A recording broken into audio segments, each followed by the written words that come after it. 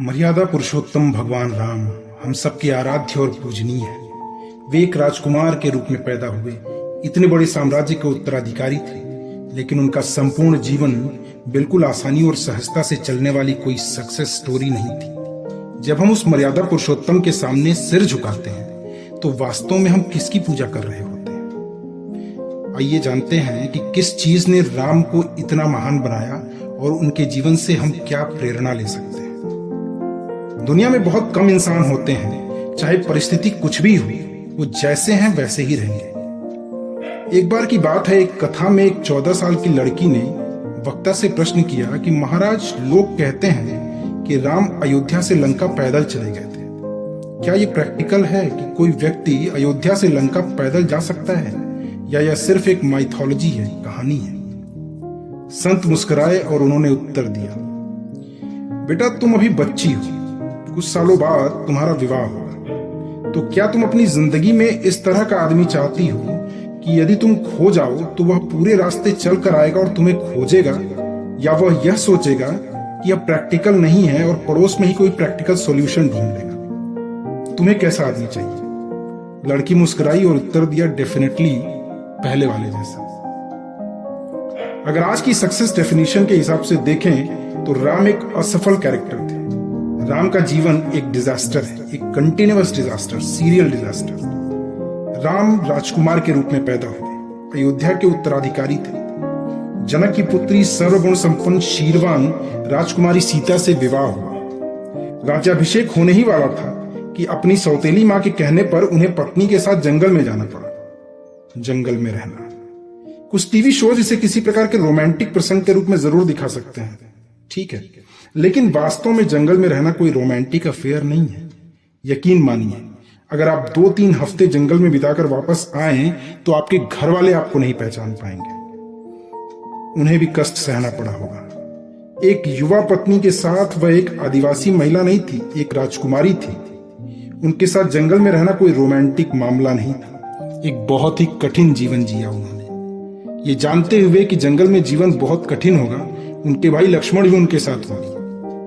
इतना ही काफी नहीं था, उसके बाद पत्नी का अपहरण हो जाता है। चूंकि पत्नी उनके लिए बहुत मायने रखती थी, उनसे बहुत प्रेम करते थे, वह पूरे रास्ते निराश, व्याकुल, रोते बिलखते उन्हें खोजते हैं। यह भी नहीं जानते कि वह जीवित हैं कि मर गई, या उनके साथ क्या हुआ। एक अटूट प्रेम में विश्वास के साथ वो चलते रहते हैं उन्हें खोजते हुए। एक सेना इकट्ठी करते हैं, समुद्र पर पुल तक बना डालते हैं। कैसा रहा होगा ना वह प्रेम। हम ताजमहल को प्रेम का प्रतीक मानते हैं। अब आप समझ जाइए कि राम सेतु से बड़ा प्रेम का प्रतीक क्या हो सकता है। उन्होंने युद्ध किया, रावण को परास्त किया और उसका वध किया। फिर मां सीता को लेकर वापस अयोध्या आए। अब उनकी पत्नी गर्भवती होती है। कोई सोनोग्राम नहीं था उस समय। यह पता भी नहीं था कि लड़की है या लड़का, जबकि एक राजा के लिए यह बहुत इंपॉर्टेंट है कि उसके पास एक बेटा हो, क्योंकि वही उसके राज्य का उत्तराधिकारी है। लेकिन फिर भी कुछ विकट परिस्थितियां आती हैं और उन्हें अपनी प्रेग्नेंट पत्नी को वन भेजना पड़ता है, जहां वह 2 बच्चों को जन्म देती हैं, और राम इससे भी अनभिज्ञ, अननोन थे।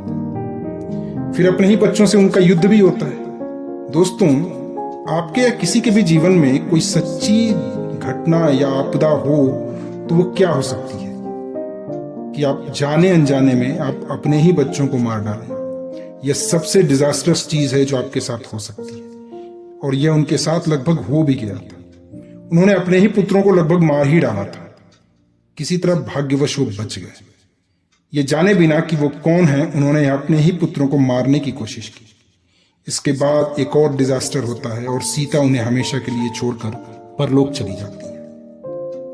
अब आप बताइए, क्या आप इसे एक सफल और खुशहाल जीवन कहेंगे? लेकिन हम फिर भी उनकी पूजा करते हैं। आखिर हम इस तरह विफलता की पूजा क्यों करते हैं? इसका क्या कारण है? चाहे कितनी भी विपत्तियां और दुख क्यों ना आए हों राम के सामने, वह कभी क्रोधित नहीं हुए, किसी से घृणा नहीं की, कभी ईर्ष्या का भाव अपने मन में नहीं आने दिया किसी के प्रति। वह अपना संतुलन नहीं खोए। उन्होंने 100% बैलेंस्ड रखा खुद को। जिन वैल्यूज और मोरालिटीज के साथ उन्होंने संपूर्ण जीवन जिया, उसे कभी नहीं छोड़ा। उनके जीवन में निरंतर आपदाएं आई, सीरियल डिजास्टर्स, लेकिन वे उनसे बिल्कुल अप्रभावित रहे, अनटच्ड रहे। और यही वो गुण है, यही वो क्वालिटीज हैं जिनके सामने पूरा विश्व उनके सामने नतमस्तक होता है, झुकता है। हम उनके सामने इसलिए नहीं झुकते कि वह सुपर सक्सेसफुल है, वह अत्यंत असफल व्यक्ति थे, लेकिन स्वयं में चाहे कुछ भी हुआ हो उन्हें कोई डिगा नहीं सका। जो कुछ भी उनके साथ घटित हुआ, अगर उसमें से एक भी घटना अगर किसी के साथ घट जाए तो वह आदमी पूरी तरह से टूट जाएगा, उसका मनोबल, आत्मविश्वास, सद्गुण सब खत्म हो जाएंगे। सीरियल डिजास्टर्स, फिर भी कंप्लीट बैलेंस। हम इसी गुणवत्ता के सामने झुक रहे हैं क्योंकि यह कोई बाहरी चीज नहीं है, यह एक इनर मैनेजमेंट है जो हमें भगवान राम से सीखना चाहिए। यदि आप दुनिया में काम करने के लिए बाहर जाते हैं तो आप यह कंट्रोल नहीं कर सकते कि दुनिया आप पर क्या प्रभाव डालेगी, क्या असर डालेगी, लेकिन आप इससे जो बनाएंगे, जो क्रिएट करेंगे, वो 100% आपका होगा। उस समय आप दुनिया की किसी भी चीज का सामना कर सकेंगे, आपको कोई परेशानी नहीं होगी क्योंकि आप एक ब्लिसफुल केमिस्ट्री में होंगे, बिल्कुल शांत और बैलेंस्ड, एकदम मर्यादा पुरुषोत्तम भगवान राम की तरह। अगर आप भीतर से आनंदित हैं, शांत हैं, बैलेंस्ड हैं, तो दुनिया चाहे कितनी भी आपको परेशान करे, आप हमेशा खुश रहेंगे, बैलेंस्ड रहेंगे।